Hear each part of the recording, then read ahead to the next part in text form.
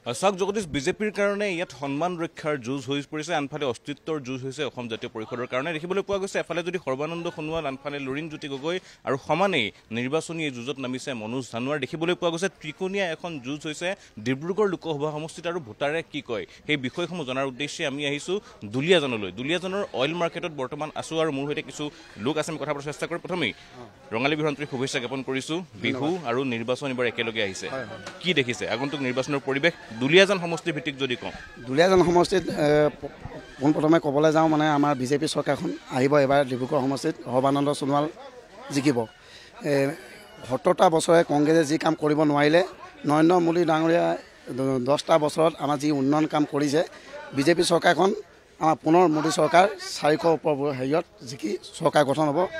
বিজেপিয়ে সৰ্বানন্দ সোণোৱালদেৱ আমাৰ জয়ী হ'ব। কিহৰ কাৰণে ভোট দিব ৰাইজে বিজেপি? উন্নতি হৈছে, বিজেপি চৰকাৰ দিনত আমাৰ বহুত উন্নয়ন কাম কৰিছে। আমাক সকলো ফালৰ পৰা বিজেপি চৰকাৰে আমাক সা সুবিধা, উন্নয়ন, পঢ়াৰ ক্ষেত্ৰৰ পৰা আপোনাৰ ঘৰুৱা ক্ষেত্ৰৰ পৰা সকলো আমাক বিজেপি চৰকাৰে আগবঢ়াই নিছে। আমি জানিম কি ক'ব নিৰ্বাচন সন্মুখত, এফালে লুৰিণজ্যোতি গগৈ, আনফালে সৰ্বানন্দ সোণোৱাল, মনোজ ধানোৱাৰ নিৰ্বাচনত নামিছে, ফলাফল কাৰ কি হ'ব, কি দেখিছে সামগ্ৰিকভাৱে? হয়, মই দেখিছোঁ আমাৰ সৰ্বানন্দ ডাঙৰীয়াই জিকিব যেন লাগিছে। আমাৰ নৰেন্দ্ৰ মোদী ডাঙৰীয়া তেখেতে আমাৰ ডিব্ৰুগড় সমষ্টিৰ সৰ্বানন্দ সোণোৱাল ছাৰ আমাৰ ডিব্ৰুগড় সমষ্টি জিকিব বুলি ভাবি আছোঁ। সৰ্বানন্দ সোণোৱালে জিকিব কাম কৰিছে বিজেপিয়ে, তেনে কথাবিলাক কৈছে, কি দেখিছে আপোনালোকে? বহু সময় হ'ল বিজেপিয়ে লাগে, মোৰ হিচাপত সৰ্বানন্দ সোণোৱালে জিকিব লাগে।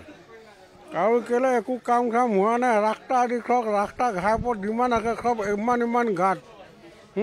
আমিতো দুখীয়া হ'লেও টুকৰি এখন চলা আমাৰ হাজিৰা নোলায়, না কাম আছে নে কিবা একো আছে, একো দিয়া নাই আমাক। উন্নয়নৰ কথা কৈছে তেওঁলোকে, উন্নয়নৰ কথা কৈছে, তেওঁ কৈছে যে উন্নয়নৰ কাৰণে সৰ্বানন্দ সোণোৱাল জিকিব। উন্নয়ন হৈছে, আপুনি কৈছে ৰাস্তা ঘাট হোৱা নাই, কি হৈছে প্ৰকৃততে? এতিয়া চাওক, চবে এতিয়া কেনেকৈ কি কৰিছে আমিতো গম নাপাওঁ। আমি মুঠতে হ'ল কি ৰাস্তা ঘাট ভাল হ'ব লাগে, যাতে ৰাইজে সুবিধা পাওক। অকল চাউল 5 কেজি দি কি হ'ব? না চাকৰি আছে, না কাৰোবাৰ কিবা আছে। কি ক'ব? চাকৰিটো দিছে মানে 1 লাখ নিযুক্তি বৰ্তমান আমাক দিয়া হ'ল আৰু দিব চৰকাৰে। 1 লাখ টকা বিনা পইচাত, কোনো ঘোষ নিদিয়াকৈ মানে বিজেপি চৰকাৰে এতিয়া আমাক 1 লাখ চাকৰি দি গ'ল। এটকা পইচা নিদিয়ে। আগতে এটা চাকৰি ল'বলৈ কংগ্ৰেছৰ দিনত 10 লাখ টকা দিব লাগে। আজিৰ দিনত এটকা নোহোৱাকৈ যি মেধাৱী ছাত্ৰ ছাত্ৰী তেওঁলোকে চাকৰি পাইছে।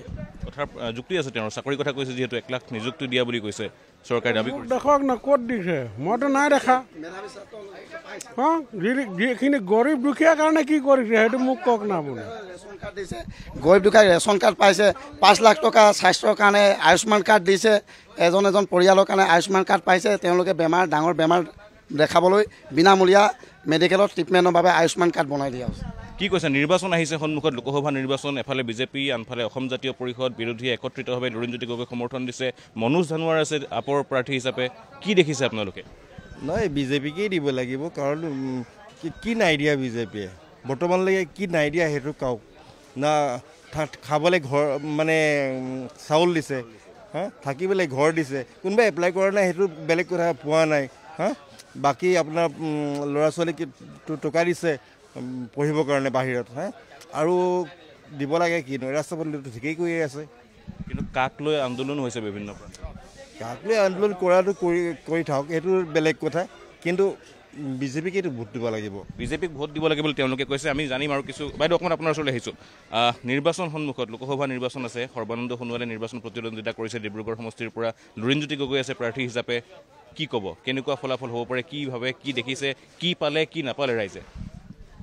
আমি ইলেকশ্যনৰ বিষয়ে ইমানটো নাজানো, তথাপিতো এতিয়া এখন চৰকাৰে অকণমান সুবিধাটো দি আছে আৰু কিছুমান ৰাস্তা ঘাট ধৰ এইবোৰ কিবা ৰেচন কাৰ্ড কিবা কিবি মানে স্বাস্থ্যৰ কাৰণে, সেইটোৱে জানো। সুবিধা দিছে চৰকাৰে, দিছে সুবিধা দিছে বুলি চৰকাৰে তেওঁলোকে উল্লেখ কৰিছে। অকণমান আমি ওলাই আহিলে সুবিধা হ'ব। নিৰ্বাচন সন্মুখত, লোকসভা নিৰ্বাচন আহিছে, বিজেপিৰ প্ৰাৰ্থী সৰ্বানন্দ সোণোৱাল, অসম জাতীয় পৰিষদৰ প্ৰাৰ্থী লুৰিণজ্যোতি গগৈ, মনোজ ধানোৱাৰেও নিৰ্বাচন প্ৰতিদ্বন্দ্বিতা কৰিছে। মূল যুঁজখন সৰ্বানন্দ সোণোৱাল আৰু লুৰিণজ্যোতি গগৈৰ মাজত হ'ব বুলি চৰ্চা হৈছে। তাৰ মাজতেই দুয়োগৰাকী প্ৰাক্তন আছুৰ নেতৃত্ব বৰ্তমান দুটা পৃথক তেওঁলোকে দলত গৈছে। কি দেখিছে নিৰ্বাচনৰ বাতাবৰণ কেনেকুৱা, বতাহ কোন দিশে বলিছে? দুলীয়াজান সমষ্টিৰ কথা যদি বিশেষকৈ আমি কওঁ, বা ডিব্ৰুগড় সমষ্টিৰ সামগ্ৰিকভাৱে যদি কওঁ, কাৰ ফালে এই বতাহ বলিছে? চব মানুহ আজিকালি সজাগ হ'ল, চবেই জানে কাক দিলে কি, কোনে কি দিছে, কোনে কাৰ পৰা কি পাব। তো সেইটোৱে হৈছে ইয়াত বিজেপিয়ে আছে। কোনোবাই ক'ব পাৰে মনে মনে, কিন্তু ভোটটো দিবলৈ যাওঁতে বিজেপিতে দিব। বিৰোধী একত্ৰিত হৈছিল, লুৰিণজ্যোতি গগৈক বিৰোধীয়ে একত্ৰিতভাৱে প্ৰাৰ্থী দিছিল, কংগ্ৰেছে প্ৰাৰ্থী নিদিলে ভোট ভাঙিব বুলি। তাৰ মাজতে মনোজ ধানোৱাৰে ওলাই গ'ল, আপৰ তেওঁলোকে সুকীয়াকৈ প্ৰাৰ্থিত্ব প্ৰদান কৰিলে। এই বিষয়সমূহে কেনে প্ৰভাৱ পেলাব? চাওক, এই যিটো গঠবন্ধন নে কি বন্ধন হৈছিলে, এইটো তাহাঁতৰ নিজৰ মাজতে মিল নাই। এইটো দেখা দেখি কথা ওলাই পৰিলে, মানে চিটৰ লালসাত তেওঁলোকে দুটা পাৰ্টি হৈ পেলাই খেলিব লগা হ'ল। সেইটোৱে কথা, নিজৰ মাজতে মিল নাই। মানে ঘৰ এখন হেৰি হ'বলৈ হ'লে গোটেইখিনি যেনেকৈ মিল এটা থাকিব লাগে ন, ইয়াতো যে তেনেকুৱা হৈছে। যদি লুৰিণজ্যোতি জিকে, প্ৰধানমন্ত্ৰী কোন হ'ব তেওঁলোকে নিজে নাজানে। তেওঁলোকৰ প্ৰধানমন্ত্ৰী কোন হ'ব তেওঁলোকে নিজে নাজানে। লুৰিণজ্যোতি জিকিলেও নহ'ব। আৰু যি গাদ্দাৰ কৰিলে কংগ্ৰেছে, সেই কংগ্ৰেছৰ লগত লুৰিণজ্যোতিয়ে মিলিত হৈছে। তেওঁ কংগ্ৰেছে হ'ল, এতিয়া মানে লুৰিণজ্যোতিক ভোট দিয়া মানে কংগ্ৰেছক ভোট দিয়া। তেওঁ কা আন্দোলনৰ কথা মিছা কথা কৈ বাংলাদেশে আহিব বুলি কৈ পেলাই মানুহৰ আগত তেওঁ হেৰি কৰিলে। নিজৰ স্বাৰ্থৰ কাৰণে তেওঁ ৰাজনীতিৰ পথত নামি তেওঁ নিজৰ চিটৰ কাৰণে আগবাঢ়ি গৈ হেৰিছে। তেওঁ যদি জিকে, তেওঁলোকৰ প্ৰধানমন্ত্ৰী কোন হ'ব সেইটো প্ৰশ্ন প্ৰথম লাগে। বয়স কিমান হ'ল আপোনাৰ? মোৰ ডাবল 5 হৈ আছে। বহু নিৰ্বাচন দেখিছে, বহু নিৰ্বাচন আহিল গ'ল, বিভিন্ন প্ৰাৰ্থী দেখিছে। ৰামেশ্বৰ তেলীক দেখিলে, কি কাম ৰামেশ্বৰ তেলীয়ে কৰিলে, এইবাৰ সৰ্বানন্দ সোণোৱালে কি কৰিব, বা লুৰিণজ্যোতি গগৈ যদি জিকে কি কৰিব? যোৱাবাৰ ৰামেশ্বৰ তেলীৰ কাৰ্যকালৰ কথা যদি কওঁ, সমষ্টিবাসীয়ে কি পালে? মইতো ভোট দিয়াৰ পৰা মই গণপৰিষদৰ পৰাই লৈছোঁ। গণপৰিষদৰ পৰা আদি কৰি এতিয়া আমাৰ এইখন চৰকাৰে বিজেপিলৈকে যিখিনি কাম কৰি আহিছে, আমাৰ ক্ষুদ্ৰ শ্ৰেণীৰ আমাৰ যুৱকে এতিয়া পৰিৰাজ্য বহিৰাজ্য বুলি এটা কথা চিনি পাইছে। আগৰ চৰকাৰটো বুজি পোৱা নাছিলোঁ, দিয়ে কিবা এটা ভাষণ শুনো, কিন্তু এতিয়া আমাৰ যুৱকে বহিৰাজ্য পৰিৰাজ্য বুলি এটা মুখৰ পৰা স্পেলিং এটা আহিছে। কিন্তু কথা হ'ল কি, চৰকাৰে কিমান দিব? নিবনুৱা সমস্যা সমাধান বুলি 2 বছৰ কৰোণা বুলি খুৱাইছে, আৰু এতিয়াও ৰাইজক বা যুৱকক কিবা চাকৰিও দিছে। আগতো চাকৰিও নাছিলে। গগৈ দিনত চাকৰি যেতিয়া হেৰি হয়, 1 মিনিট, যেতিয়া চাকৰি হয়, এতিয়া এইজন বুঢ়া আছিলে, এই বুঢ়াজনৰ পুতেকে 20,000 টকা ঘোচ দিলে। দিয়াৰ পাছত চাকৰি নাপায় পগলা হৈ বিজেপিতে তেওঁ হ'ল। এনেকুৱাবোৰ হৈ আছে। আৰু বহুত মোৰ তথ্য মোৰ লগতো আছে, যে কয় যে বাংলাদেশী নাই সোমোৱা। গগৈ দিনত মোৰ ঘৰতে কৈছে যে এইজন এতিয়াও মালিক আছে, যে এইবোৰ তৰুণ গগৈ মানুহ। মোক কৈছে এইবোৰ তৰুণ গগৈ মানুহ। আচ্ছা, তেতিয়া যেতিয়া সেইখিনি মানুহ, আৰু এতিয়া কোনে খেদিব পাৰে? কোনেও খেদিব নোৱাৰে। তেতিয়াহ'লে চাওক, আপোনালোকে চিন্তা কৰি চাওক। কি ক'ব? নিৰ্বাচন আহিছে, তেওঁলোকে কৈছে বিজেপিয়ে ভাল কাম কৰিছে, বিজেপিয়ে সংস্থাপন দিছে। বিজেপি এবাৰ আমাক যিখিনি সংস্থাপন দিছে, আমি বিজেপিকে চিনি পাওঁ। আমি গাদ্দাৰী নকৰোঁ। তেওঁক আমাক যিটো সহায় কৰিছে, এই বুঢ়া মানুহটোক মই তেওঁকে চাম। আমি সকলো ৰাইজক তেওঁক চাম, মানে সৰ্বানন্দ সোণোৱালক চাম আমি। চাম অকণমান আহিছোঁ, আগুৱাই আহিলে সুবিধা হ'ব। বহু মানুহ লগ পায় আপোনালোকে এই বজাৰত, বিভিন্নজন আহে, কথা বতৰা পাতে, নিৰ্বাচনক লৈ আলোচনা নিশ্চিতভাৱে হয়। বিজেপিয়ে যিসমূহ দিছে, হিতাধিকাৰীৰ কথাই হওক বা বিভিন্ন সা সুবিধাৰ কথাই হওক, তেওঁলোকে আলোচনা কৰিছে। সমান্তৰালভাৱে বিৰোধীয়েও শক্তি প্ৰয়োগ কৰিছে, লুৰিণজ্যোতি গগৈক প্ৰক্ষেপ কৰিছে, মনোজ ধানোৱাৰ প্ৰাৰ্থী হিচাপে আছে। কিন্তু চৰ্চাত এতিয়া দেখিবলৈ পাইছোঁ এই স্থানতেই বিজেপি অধিক। কি দেখিছে আপোনালোকে, বা ৰাইজে কি কথা পাতে ইয়াত আহি? মই দেখা মতেতো বিজেপিকে দেখিছোঁ। আৰু যি হওক নহওক, বিজেপি চৰকাৰে বহুত কৰিছে, নকৰা নহয়। বহুত মানুহে বহুত কথা কয়, কিন্তু যি কৰিছে মানুহে দেখিছে।